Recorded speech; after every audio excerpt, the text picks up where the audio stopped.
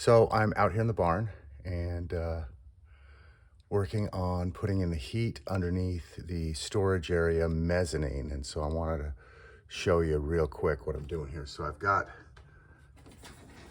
these are my 1/2-inch PEX water lines, and I've run them through the joists back and forth, and they're loosely hung. They're kind of loosely there, and I'll tighten them up as I go along.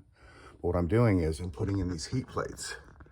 So this is a 1/2-inch heat plate channel, and so it fits around the 1/2-inch water line, and it's made of aluminum, and it radiates the heat, pulls the heat out of the tube, and radiates it into the deck. And it's stupidly simple to install. You just kind of push it on around the water line, just kind of snap it on, and then you take your trusty drill, screw, and you just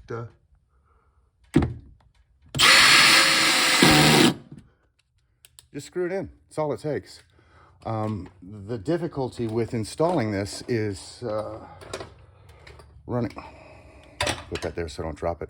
The difficulty with installing this is basically you're standing on a ladder with your arms up over your head for 2 or 3 hours, running line back and forth, fighting with the line, getting the line in, getting the holes drilled at the appropriate locations and running the line.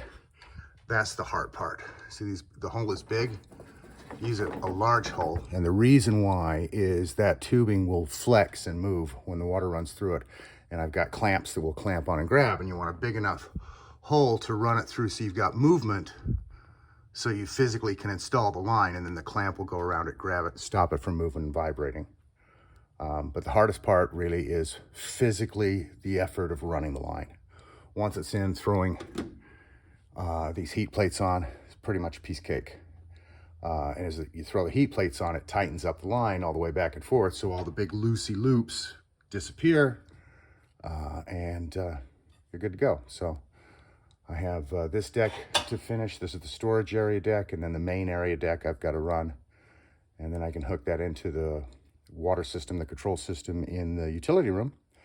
And then pretty much at that point, it's a matter of electronic controls, thermostats, and fill the system.